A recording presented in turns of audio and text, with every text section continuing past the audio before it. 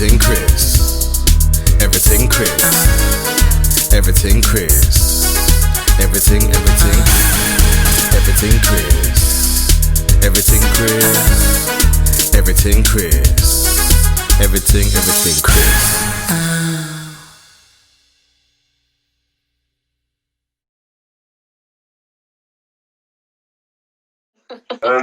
Any viewers who are in now, do you have any questions for Siobhan before we move on? And Siobhan, do you have any questions for myself?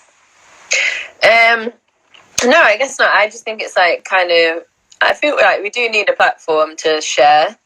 And like you said, just get to know people, because it's important that you know. One thing I've started doing, like some live, but just with younger girls in the States and stuff. And I think what they find important is that. Have you? I've seen. Oh, you saw. Yeah, I saw that. Your first one, yeah, that was really good. Yeah, I saw that you were on it. Yeah, more so that I think they found it quite refreshing that they had a platform where people saw who they were as people and not just who they were as a player, because often they're not aligned. Like who you are as a player and who you are as a person can be quite different. Definitely. So I think it's really important. And also, you're right. Like we should, from a fan perspective, if people want to really get to know the game and they want to enjoy the game and embrace the game in this country, you have to get to know the players. Otherwise, what are they investing it in? Exactly. Yeah. What are your ideas beyond this? I guess. Beyond this, that's a good question, and I know I've had this answer. I've had this answer in my head. So beyond this, I definitely want to take it just onto TV. So my main, I've had people that I've had a show recorded. Mm-hmm. I'm looking to release it soon. Nice. I had Justin Robinson on there. Mm-hmm.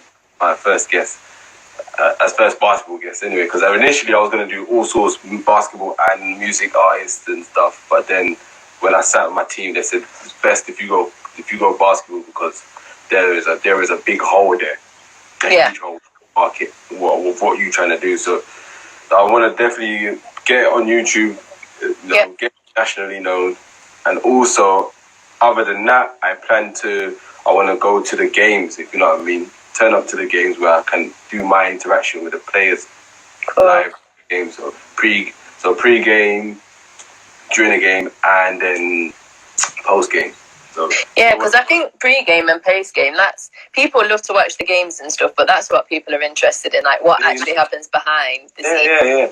And obviously with me, I'm a jokey kind of person, so I want to bring that side to it as well, you know what I mean? Like Craig Sager did, with that side of it. Like, you know what I mean? He brought out a different side to play because of what the suits he wore and how he was. He brought that different side to it. So that's exactly what I want to do over here. So as well as this, beyond this, bring it onto the screens, hopefully on TV, YouTube, and then go to the games. So I've planned to talk to directors for both BBO and WBBO, and have an interview with the game and bring more content to it.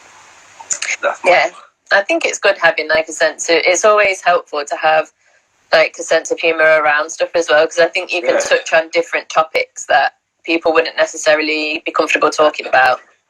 Yeah, that's exactly what I want to do, because it's all good talking basketball, but there's more to someone than, like you said, there's more to someone than basketball. Just the little things like now, you're drinking tea, when, you know what I mean, how many sugars do you have on and all that, you know what I mean? You can talk about you going Costa Coffee, you know what I mean? Like, you don't know about that. That's what I want to do, man. So yeah. And I love basketball, so it helps. I love basketball, so it works hand in hand for me, perfect. Nice. It's a passion I want to push. Yeah, definitely. Then we need more people to be pushing it.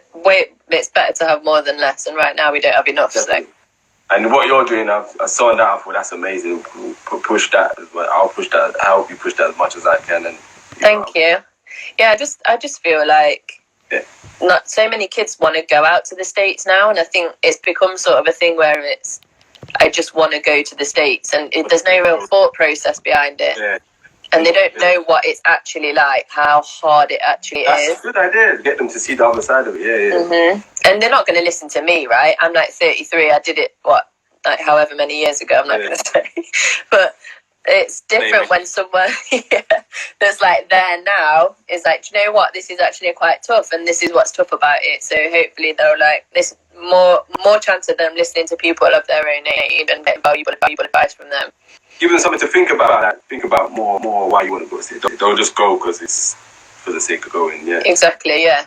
Right. And I'm thinking myself as well. Why I'm doing this as well because it just came in my head.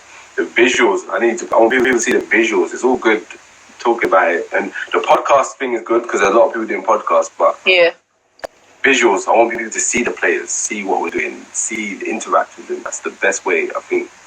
Yeah, you get a better feel for someone, don't you, when you can see them? Yeah, definitely. Like I mentioned it with Nicolette, I said it's like why a lot of people were so upset with Kobe died. Because it's like, we all felt like we knew him. So we didn't just watch him play basketball, you kind of saw him off the court and how he was thinking mentally and the Mamba mentality, like all of that. You're like, this guy's crazy, he's a psycho. Then you watch him play and then when he like, you felt like you knew him, so I think that's what I want to bring to everyone else. Yeah, because it wasn't really until you saw him being like a dad and his like family side that people started to really understand what made him go and like what his drive was. Yeah, and then you could see he was in love with his daughters and his wife. You know, he was just and the things he was doing for women basketball was amazing. So exactly. Got to know him a bit more. So that was good. Yeah, for sure. And then you're going now everyone's starting to get to know Jordan again with The Last Dance. So you've been watching that? Oh, look at that! Yeah. Last 2 tonight. Yeah, I've been watching it. I love it. I love him, man. I love him. He's a psycho. Like, that's why I love him. He's a psycho. I like it. I mean, I love that. He always tried to find a reason to go at someone, isn't it? Like I like that, man. It's funny because you get like different opinions, don't you? So people are texting you all the time, and they're like, "Oh my god, can you believe he said that? What an ass!" Like, and I'm like, "Yeah, like I love it." I'm like, "Come on, like that's why he was amazing." He said goodbye to me, so I'm going to get him next game. Like, he just said bye. That's it. Oh no, I love that though. I actually love it. Oh, he didn't wave at me in the hotel. You're like, making up things in his head, you know. I was thinking to myself, imagine if I was in that position and I had a good game against him. I don't know how I'd finish the game. I don't know if I'll be his best friend or afterwards I don't know what he would want to. I'd just say I pick my poison. I'd say, good game, see you later, goodbye, leave. Yeah, because it was one of the first episodes where he was like pissed at like the Pistons because. All right, sorry, that meant we're out of time, right? It cut out. Sorry. That's all right. We were saying the Last Dance. You talking about the Last Dance before you cut out. Yeah, and the one thing I did always notice about him actually, which I didn't think he did before, was he did actually used to say good job and like high five everyone, and I think that's why he got so affronted when the Pistons didn't do that for them. Yeah. They tried to say, well, they said their excuses was the Celtics did it to them. Yeah. And it was like, that's a bad excuse. I'm like, if you're being like that, you just own up to it. Like, it's fine. Like, if that's you, then, and, you know, sometimes when you're competitive, stuff like that happens, but you have to, like, admit it. He could have just said, you know what, at the time I was a sore loser. All right, cool. But exactly. He tried to, like, cover it up and everything. Oh, the Celtics did it to us then. Shit. Yeah, and he's like, it was different in those times. It was different in those times. Like, okay. It was mad. One of my favourite parts of The Last Dance, I think, was the part of Rodman describing how he rebounds the ball. It was just like, specific. Like, I was like, that's a genius. Like, he's proper detailing. If it goes this way, it's gonna go that way. So I'm like, this guy's actually studied the art of rebounding. So yeah, he has 7 titles, rebounding titles.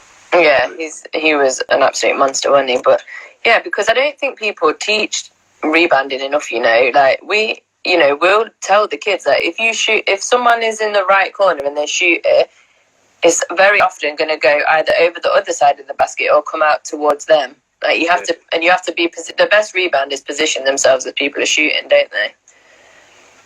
That's mad. It's crazy, and it's like with him, I don't know how he knew where the ball was. It was just like, how do you know what shot was being shot?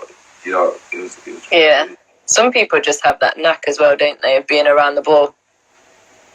And he did, and fair enough, shoot around. I don't think he used to go shoot around. He said he used to just rebound, innit? Like, it sounded like he just did whatever he wanted, honestly. Yeah, and it worked. So you can't really blame him if it works. Went to Vegas for a month, came back. Oh, God. That was mad. What, he went for, yeah, what? He just went from Vegas randomly, and Jordan was like, if we let him go, he's not coming back. I know. Like, you know what? If that was my team, that was one thing I was surprised at his reaction for. Because I feel like if my head coach took me into a room and said, this player wants to go on holiday for a weekend, come on, like a week. I'll be pissed. I'll be like, what? Wouldn't you? I'd be like, I don't think so. This is where Phil Jackson's mastermind thing works. It's like, yeah, he understood the player and he showed that he cared of that. So, in fact, he went and said, how long do you want to go for? It was just like, oh, he's actually considering this. Like, yeah. I didn't even know he. Yeah, but then he made the other players accept it as well. Like, I don't know how that happened, because swear to God, if I was on that team, no one's making me accept the fact someone else is getting like a holiday in Vegas when I'm here practicing. And then that they had to run to get him in shape when he came back. But the funny thing is, he was fine though. That's the joke. He was a freak, so he wasn't like he was out of shape. He came back fine. And he was like sprinting off at the front. So I reckon he was sprinting for the fact that he was trying to make up for the fact that he was away. Yeah, I hope so.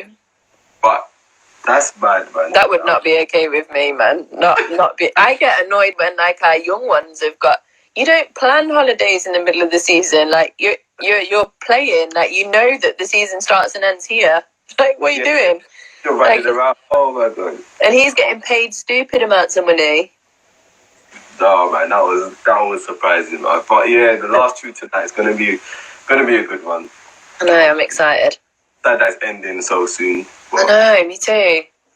But should have done one episode a week, but 2 episodes, fair enough. Like, I love looking at the house.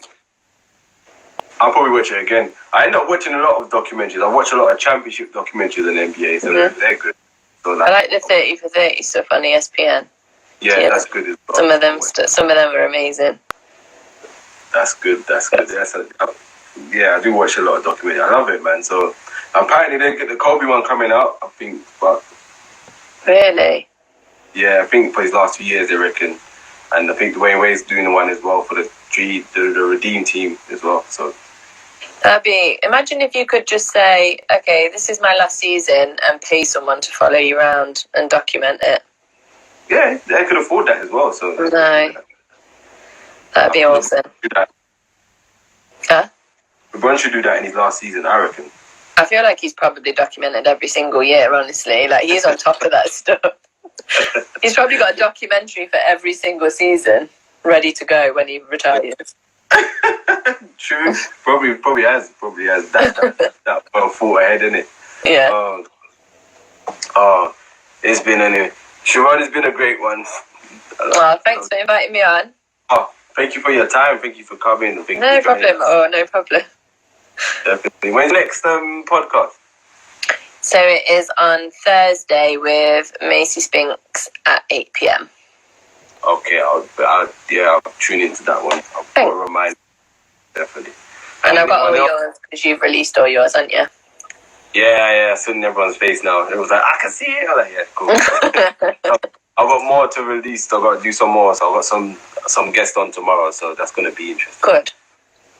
So, yeah, it'll be a good one tomorrow, hopefully. Anyone else who's tuned in, add Siobhan at Siobhan Pryor _4. Yes. Thank you. And myself, Everyting Chris _2020.